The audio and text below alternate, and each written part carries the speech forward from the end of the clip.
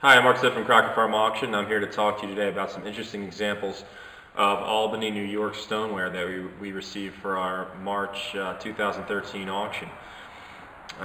This piece is perhaps the rarest of the three. A very nice example of a miniature keg or rundlet. And this is just a small personal sized version of the larger kegs that were made throughout the Northeast and elsewhere during the late 18th through 19th centuries. And this example, typical of a lot of the rundlets, has the spout at the center.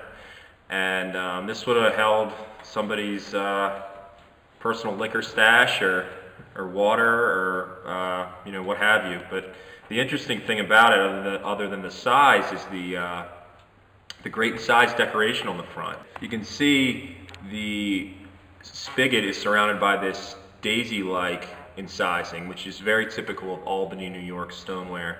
And there's the base of the flower kind of extends up, and it's very interesting. The spout almost forms the center of the flower, protruding out towards the viewer. And on top of the flower, we have a nice, finely incised bird. So it really has great decoration. This piece was probably made sometime between 1810 and 1820 by one of the Boynton brothers, Jonah or Calvin Boynton, in Albany, New York. It looks to be a little bit later than some of the Capron pieces that were made in Albany around 1800 to 1805, but it seems to max out date-wise around 1820. So just a really fabulous piece, came fresh out of the Midwestern collection, and we're very excited to get it.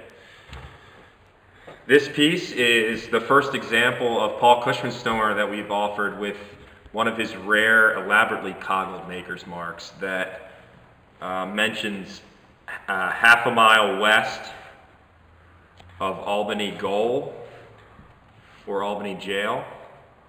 And this is just a really nice folky example of Cushman's work. Great color, and the coggling, which was done with a wheel-like tool and impressed into clay, almost like a pie decorating tool, was coggled in two lines around it.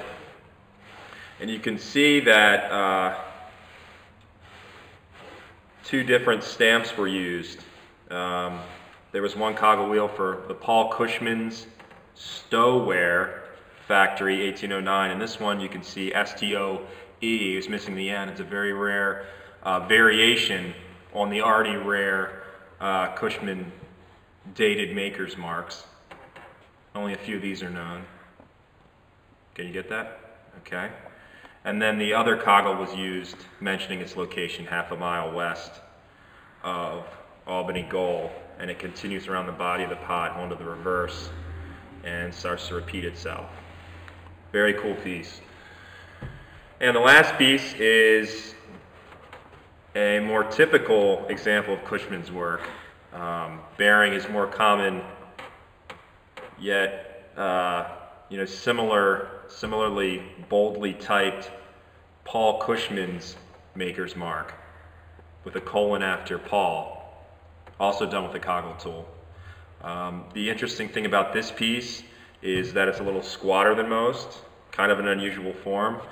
It's also been dipped in an iron-like, a rust dip, which creates a really dark reddish, almost maroon surface, which is kind of interesting looking. And also typical of some of Cushman's work is the coggling around the rim. He decorated things with coggled floral and geometric designs. This one has a diamond and oval pattern going around the rim all the way around. In recent years, it's been suggested that Cushman wasn't a potter at all, but he had people working for him at a pottery that he owned, that he was simply a merchant. And the Boynton brothers were two likely candidates for people that did work at Cushman's shop. But we're very excited to get all three. You don't see these type of things very often, and we hope you enjoy this video.